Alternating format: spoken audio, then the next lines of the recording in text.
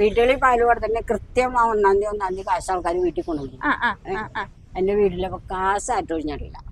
അത് ഇതുങ്ങളുടെ ഐശ്വര്യാണ്. ഈ തൊഴുത്ത് ഈ അടിപ്പണി ഇത്രയും ഞങ്ങൾ പണിതെടുത്തേക്കണത്.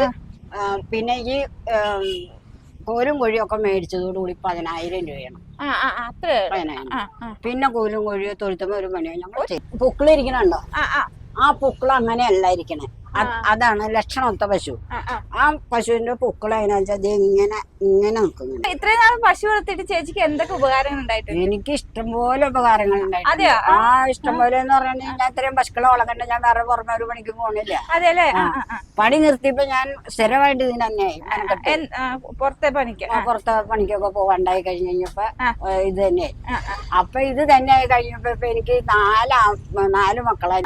ഈ 4 മക്കൾക്ക് 2 മക്കളും ഉണ്ട്. ഇപ്പൊ എന്റെ ഇളയ മോന്റെ ഇളയ മക്കളെ 2 കൊച്ച്. ഇത്തിരി പാല് കുടിക്കണമെങ്കിൽ കാശ് കൊടുത്ത് കുടിക്കണം. മനസ്സിൽ പിടിച്ച് എനിക്ക് ഞാൻ മെനയിട്ട് നടന്നാലും കഴിക്കണത് വൃത്തിയായിട്ട് വേണം കഴിക്കണം. എന്നെ കണ്ട ചിലപ്പോൾ അവർ വെള്ളം കുടിക്കില്ല. അത് വേറെ അപ്പൊ അവർക്ക് പാല്, മക്കൾക്ക് പാല് എന്താന്ന് വെച്ചാ ഇപ്പൊ എന്റെ മൂത്ത മോക്കടെ ആദ്യത്തെ പ്രസവം ഓപ്പറേഷൻ ആയിരുന്നു. ഞങ്ങളെ കൊണ്ട് മറ്റുള്ള സാധനങ്ങളൊന്നും മേടിച്ചു കൊടുത്ത് രക്ഷിക്കാനുള്ള കഴിവില്ല. അപ്പൊ അവൾക്ക് വേണ്ടി പാല്. അത് കഴിഞ്ഞ് അവിടെ കൊച്ച് ഉണ്ടായി കഴിയുമ്പോ കൊച്ചിന് പാല്. അപ്പൊ ഞാൻ ആ പേരും പറഞ്ഞാണ് നിർത്തണേ. ഇവര് പറയും ഒരെണ്ണം മതി വിൽക്കുന്നു പറയും. വേണ്ട അവിടെ നിൽക്കട്ടെ. അപ്പൊ അവർക്ക് പാല്. ഒരു നേരം എന്റെ വീട്ടിൽ കഞ്ഞി വെച്ചില്ലെങ്കിലും പാലും മോരും ഇത് കഴിഞ്ഞിട്ടാ ഞാൻ കൊടുക്കുള്ളൂ. അതെല്ലേ? എനിക്ക് മക്കൾക്ക് കൊടുത്തിട്ടുണ്ടോ കൊടുക്കും. അത് നല്ല കാര്യം. മൂത്ത മോക്ക് 2ാമത്തെ 1.5 വയസ്സായപ്പോഴേക്കും 2ാമത്തെ. അപ്പൊ മൂത്തതിന് പാല് വേണ്ടേ? വേണം. അപ്പൊ അവന് പാല് കൊടുക്കാൻ തന്നെയായിട്ട് ഈ പശുക്കളെ ഒറ്റടം തന്നെ ഞാൻ വെക്കൂലെന്നും പറഞ്ഞ് നിർത്തി. അതെ. പിന്നെ നമുക്ക് ഇതിന്ന് പാല് വിറ്റ് നമുക്ക് അത്യാവശ്യം പൈസയും കിട്ടും. പൈസ കിട്ടും. നമുക്ക് ഇപ്പം ആഴ്ചയിൽ നമുക്ക് ഡയറിന്ന് പിന്നെ വീട്ടുകളിൽ പാല് കൊടുത്തന്നെ കൃത്യം ആ 1-ാം തീയതി കാശ് ആൾക്കാർ വീട്ടിൽ കൊണ്ടുപോകും. എന്റെ വീട്ടിലൊക്കെ കാശായിട്ട് ഒഴിഞ്ഞിട്ടില്ല. അത് ഇതുങ്ങളുടെ ഐശ്വര്യാണ്. അപ്പൊ എന്താന്ന് വെച്ചപ്പോ എവിടെയെങ്കിലും ചെന്ന് 10-100 വായ്പ മേടിച്ചാലും നമുക്ക് എടുത്തു കൊടുക്കാൻ ധൈര്യമുണ്ട്. തിരിച്ചു തരുകയും ചെയ്യും. അല്ലെങ്കിൽ ചോദിക്കും അയ്യോ ഇന്നില്ല എന്ന് പറയും. അത് ഇതുവരെ ഇത്രയും കാലത്തിനോടിടയിൽ എന്നെ ഒരയൽക്കാരും പറഞ്ഞു നിർത്തിയിട്ടില്ല. ചെന്ന് ചോദിച്ചാൽ എനിക്ക് അപ്പൊ തന്നിട്ടുണ്ട്. എന്ന് വെച്ചാൽ ഇത് കിട്ടുമ്പോ ഞാൻ കൈ മറിക്കും അങ്ങോട്ടും ഇങ്ങോട്ടും. അതേപോലെ ചെയ്തുകൊണ്ടിരിക്കണം. ഇതുങ്ങളെ വളർത്താൻ വെച്ചല്ലെങ്കിൽ ഞാൻ വളർക്കൂല. വളർത്താൻ വെച്ചല്ലെങ്കിൽ എനിക്ക് പശുവിനെ വളർത്താൻ ആരും ഇഷ്ടമല്ല. ഇപ്പൊ മോരിക്കിടാവുന്ന പറയും ഇതുങ്ങളെ വളർക്കണായതുകൊണ്ട് ഇതുങ്ങളെ വിറ്റുകളയണമെന്നൊക്കെ പറയും. പക്ഷെ ആ പറച്ചിലുള്ളൂ. കൊടുക്കാൻ ഞാൻ ഇല്ല. കുത്തിവെക്കാൻ വന്നവരോട് ഞാൻ പറയും എനിക്ക് ഒരു പശുക്കിടാവിനെ കുത്തിവെച്ചാട്ടെ എന്ന് പറയും. അപ്പൊ അവര് പറയും ഞങ്ങളോട് പറഞ്ഞു എന്താ വില എന്ന് പറയും. അപ്പൊ ഞാൻ പറയണ എന്താന്ന് വെച്ചിട്ടുണ്ടെങ്കിൽ ഇത് കുത്തിവെക്കാൻ വന്നത് എന്റെ ഒരു ബന്ധത്തിൽ ഒരു അനിയത്തിക്ക് പശുവിനെ കുത്തിവെക്കാൻ വന്നു. ആ പുള്ളിക്കാരത്തിയുടെ അമ്മായിയുടെ മോൻ മൃഗഡാക്ടറായിരുന്നു.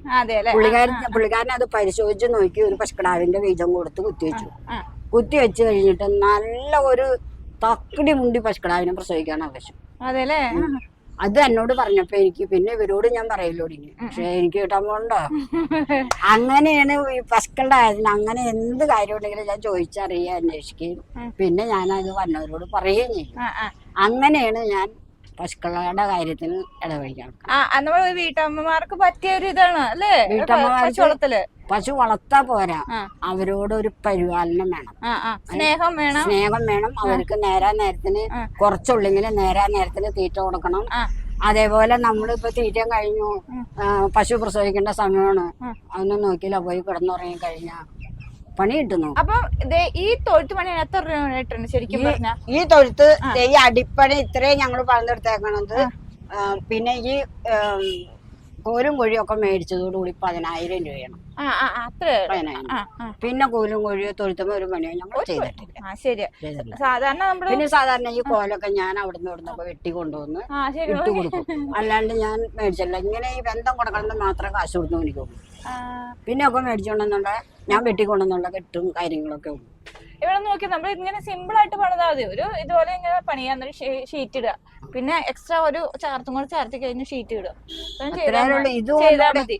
ഇത് പൊക്കം വരാത്തെന്താന്നോ, ഞങ്ങളുടെ പെരക്ക് ഇത്രയല്ലേ പൊക്കമുള്ളൂ. ചാർത്തി എടുത്തേ അത് തന്നെയുണ്ട്. അപ്പൊ ഓടിന്റെ ഉള്ളിൽ കയറ്റിയപ്പോ ചോർച്ച വന്നു, അത് തന്നോണ്ട് ഞങ്ങള് താഴെ ഇറക്കി കിട്ടിയേക്കണം. അതെ. പിന്നെ നോക്കി ഇവിടെ പുൽത്തൊട്ടി പോലും ഇല്ല. ഇത് ഇവിടെ കോൺക്രീറ്റ് ചെയ്തേർന്നതാണ്. പിന്നെ ഇത് നല്ലതായിട്ട് ഉറപ്പിലല്ല ഇട്ടേർന്ന്. ഇത് കക്കൂസയുടെ സ്ലാബ് ഇട്ടേക്കണ സ്ഥലം. അത് അങ്ങനെ സ്ഥലം അഡ്ജസ്റ്റ് ചെയ്തിട്ടുണ്ട്. അങ്ങനെയൊക്കെ എല്ലാം ഞങ്ങള് അതിനുള്ള സ്ഥലല്ലേ അതുകൊണ്ട് ഉടായ്പകളൊക്കെ ചെയ്താണ് പണിത് വെച്ചേക്കണം. അപ്പൊ ഇതുമേക്കടെ ആ ഇട്ട ആളിങ്ങനെ ഓടിച്ചൊരു ഇടലിട്ടോളൂ. ഇപ്പൊ ഇവിടെ പുല്ലിട്ട് കൊടുത്താലും കുഴപ്പമില്ല. ഇല്ല, പുല്ലിട്ട് കൊടുത്താൽ കുഴപ്പമില്ല. അവരങ്ങനെ വേറെ ശല്യക്കാരല്ല. അത് കാരണം കൊണ്ട് കുത്തി മുളച്ച് ഇങ്ങോട്ട് കടക്കാൻ നോക്കിയോ ഇങ്ങനെയുള്ള ഒന്നും ഇല്ല. അങ്ങനെയൊക്കെ ഉള്ള പണികളൊക്കെ ചെയ്തു. ഇതിപ്പോ അത്രയിടാ പൊളിഞ്ഞു പോയത് ഞാൻ തന്നെ സ്വന്തം പണിത് വെച്ചതാണ്. അത് തന്നെ അത്രയുടെ സ്വന്തം നിസ്സാരപണികളൊക്കെ ഞാനും ചെയ്യും. കണ്ടാ തന്നെ അറിയാം കൈ കൊണ്ടാണ് എല്ലാ പരിപാടിയും നടത്തിക്കുന്നത്. അത് അവിടെ ഇട്ടിട്ട് പോയില്ല, ഇവിടെ ഇട്ടപ്പോഴേക്കും സിമെന്റ് കുറഞ്ഞു പോയി. അപ്പൊ അത് ഇതായി പോയി. പിന്നെ ഇതിന്റെ ഈ പശു പുറത്തേക്ക് ഇറങ്ങാതിരിക്കാൻ വേണ്ടി ഇതും സാധാരണ ഒരു കമ്പം കൊണ്ടാണ് ചെയ്തേക്കുന്നത്. ആ ഒറ്റ ഇതുകൊണ്ട കെട്ടിയറന്നേ. അപ്പൊ ലവളിത്തിരിക്ക് നിർമ്മചാരം കൊള്ളുള്ള അവള് ഒരച്ച് കോല് ഒടിഞ്ഞു പോയി കഴിഞ്ഞപ്പോ ഞാൻ തൽക്കാലത്തേക്ക് കെട്ടിയേക്കണം. ഇനി ഇപ്പൊ കുറച്ചു ദിവസം കഴിയാണ്ട് ഒരു കോല് വെട്ടി വെച്ചിട്ടുണ്ട്. പക്ഷെ അത് ഉണങ്ങിയിട്ട് വേണം പിടിച്ചു കെട്ടാനായിട്ട്. ഇത്ര മതി. ഒരുപാട് തൊഴുത്തിന് വേണ്ടി പണിത് കാശ് കളയേണ്ട ആവശ്യമൊന്നുമില്ല അല്ലെ. അങ്ങനെ തൊഴുത്ത് വളർന്നുകൊണ്ടൊരു കാര്യമില്ല. അതിനൊരു പശുവിനെ വാങ്ങിച്ചാൽ ഇപ്പൊ ലോൺ എടുത്ത് പശുവിനെ മേടിക്കില്ല. അതെ, അത് ഞാൻ മേടിക്കില്ല. എന്ന് പറയുന്നത് വെച്ചാൽ ലോൺ നമ്മുടെ തലയിൽ വന്ന് കയറി കഴിഞ്ഞാണ്ടല്ലോ ടെൻഷൻ ആയിരിക്കും അല്ലെ. പിന്നെ നമ്മൾ ഒന്നും ഉറങ്ങാൻ പറ്റൂല. ആ നേരം കൊണ്ട് ലോൺ ഇല്ലാണ്ട് നമുക്ക് കൊണ്ടുനടക്കേണ്ടത് മാത്രം കൊണ്ടുനടന്നു. വീട്ടമ്മ നിലയ്ക്ക് ഉള്ള പൈസ എടുത്ത് നമ്മുടെ കയ്യിലുള്ള പൈസ എടുത്ത് ചെറുതായിട്ട് തൊഴുത്ത് ഒരു പശുവിനെ വാങ്ങാം. അവര് നനയാണ്ട് നിക്കണം, കിടക്കണോടെ വൃത്തിയായിരിക്കണം. അത്രയും കാര്യം എനിക്ക് ഉള്ളൂ. അപ്പൊ ലക്ഷണം ഒത്ത പശു എന്ന് എല്ലാരും പറയണത്. ഇത് എങ്ങനെ ചേച്ചി ഒന്ന് പറഞ്ഞുതരാം. ഇത്ര ഈ പശുവിന്റെ പുക്കിളിരിക്കണുണ്ടോ, ആ പുക്കിള് അങ്ങനെയല്ല ഇരിക്കണേ. അതാണ് ലക്ഷണമൊത്ത പശു. ആ പശുവിന്റെ പുക്കിള് അതിനാ ഇങ്ങനെ നിക്കും, ഇങ്ങനെ നിക്കും.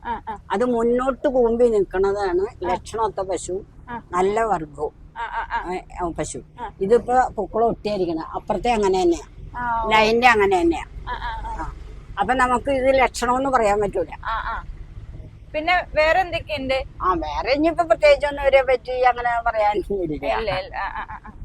ഇത്രയും കാര്യങ്ങള് ഇല്ല. എവിടെ ചെന്നാലും പുക്കിള് നല്ല തടിച്ച് ഇത്രയും കനം ഉണ്ടാവും. ഇങ്ങനെ കുമ്പിട്ട് മുൻവശത്തേക്ക് കുമ്പിടും പുക്കിള്. അങ്ങനെ സഞ്ചി പോലെ ഇരിക്കുകയാണെങ്കിൽ അതാണ് ഏറ്റവും നല്ല പശു. ഒരു വീട്ടിൽ നിർത്താവുന്ന പശു. നമ്മള് എല്ലാത്തിനും ഉപകാരപ്പെടുന്നത് അങ്ങനെയുള്ള പശുവാണ്. അപ്പൊ പാലിന്റെ വിൽപ്പന മാത്രമല്ല നമുക്ക് ഈ വീട്ടമ്മ എന്നൊക്കെ വരുമാനം. അതെ, പാലിന്റെ തന്നെയല്ല, ഈ ചാണകം എങ്ങനെ കൊണ്ടുപോയാലും പൈസയാണ്. അതെ അല്ലെ. ചാണം പുറമെ ആൾക്കാർക്ക് നമ്മൾ വിറ്റാലും അതിന് നമുക്ക് പൈസ കിട്ടണേ.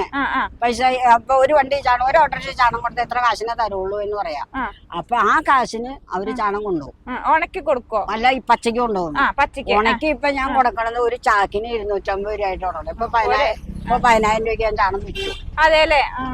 അപ്പൊ എനിക്ക് ചാണം അങ്ങനെ എടുക്കണേന് എനിക്ക് അറപ്പും കാര്യമൊന്നുമില്ല.